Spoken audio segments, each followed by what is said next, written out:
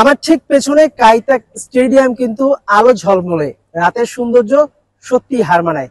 সেই স্টেডিয়ামে কাল বাংলাদেশে কত টাকা হবে তার অনেকটাই কিন্তু নির্ভর করবে প্রবাসী বাঙালিদের উপরে। আমি তাদের সাথে একটু কথা বলবো যে তারা আসলে কিভাবে বাংলাদেশকে সাপোর্ট করবে। কালকে বাংলাদেশকে জেতাতে মাঠে আপনারা কি করতে যাচ্ছেন? আমাদের গলায় যতটুকু জোর আছে সেটা দিয়ে ট্রাই করব, কারণ আমরা সংখ্যায় কম আর হংকং এর সাপোর্টার থাকবে অনেক, 50,000-এর মধ্যে আমরা হয়তো 1000-এরও কম।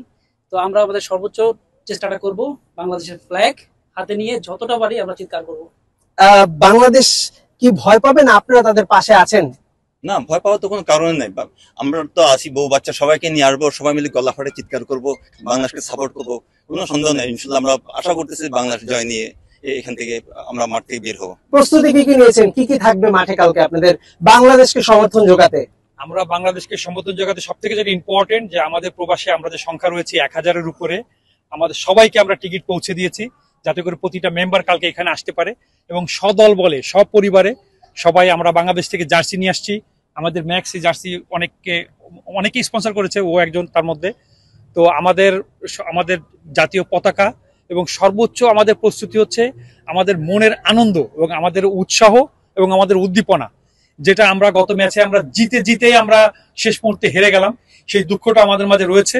তো যার কারণে আগামী দিনে এই স্টেডিয়ামে যদিও আমরা 1000 থাকবো, হংকং এ থাকবে 45,000 প্লাস, কিন্তু আমরা সর্বোচ্চ চেষ্টা করব 45,000-কে 1000 কাভার দেওয়ার জন্য, যাতে করে আমাদের দর্শকরা আমাদের প্লেয়াররা যাতে তারা অনুপ্রাণিত হয় এবং তারা যেন অবশ্যই জয় আমাদেরকে এনে দেয়।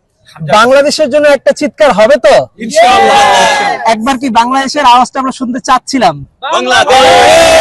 বাংলাদেশ। ওকে, বাংলাদেশকে জয়ের জন্য একটা ভিন্ন পরিকল্পনার কথা বলছিলেন আপনি, সেটা একটু শেয়ার করবেন। আলহামদুলিল্লাহ, আমরা আশা করি কালকে আমরা জয় নিয়ে যাব। আল্লাহর রহমত আমাদের উপর থাকবে ইনশাল্লাহ।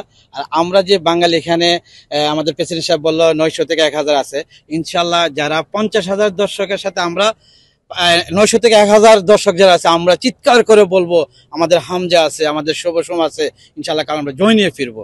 দোয়া রইল ওদের জন্য। ফকির খাওয়ানোর কথা বলছিলেন একটা, ফকির দোয়া কি কাজ হবে? বাংলাদেশ জিতবে কাল ইনশাল্লাহ। ফকির খাওয়াবো, অলরেডি আমি বলে দিছি, কারণ আমি মাদ্রাসার সাথে জড়িত আছি। মাদ্রাসায় ছেলে পেলেদেরকে, হাফিজদেরকে কালকে দোয়া করার জন্য বলে দিছি। আর আমরা যতটুকু পারছি, হংকং এ একটা অনেকদিন পরে একটা উৎসব মুখর একটা পরিবেশ, আমাদের সবার মধ্যে একটা আনন্দ বিরাজ করছে। ইনশাল্লাহ আমরা আমাদের পক্ষ থেকে, আমাদের কমিউনিটির পক্ষ থেকে আমরা একটা ভালো কিছু কালকে ইনশাল্লাহ আশা করছি এবং করবো। ইনশাল্লাহ আমরা স্টেডিয়ামে আমরা থাকবো এবং আমরা আছি। আপনি তো ফুটবল নিয়ে কাজ করেন, মানে কি করবেন আপনারা? আসলে দোয়া তো থাকবেই, পাশাপাশি সমর্থন জোগাতে কি করবেন? বাংলাদেশ খেলছে হংকং এ, দোয়া তো থাকবে অবশ্যই। আমরা যেহেতু হংকং এ অ্যাওয়ে টিম বাংলাদেশের, তো আমরা যথেষ্ট চেয়ার আপ করার চেষ্টা করব। এখন হয়তো ফুটবল নিয়ে কাজ করি, এখন আমাদের বাংলাদেশি টিম আমরা জানি, আমাদের বাংলার দামাল ছেলেরা দুনিয়ার যেখানেই যাবে তারা দাপিয়ে বেড়ায়। তো আমরা চেষ্টা করব তাদেরকে আমাদের সর্বোচ্চ দিয়ে চেয়ার আপ করার। সো বাংলাদেশ জিতবে।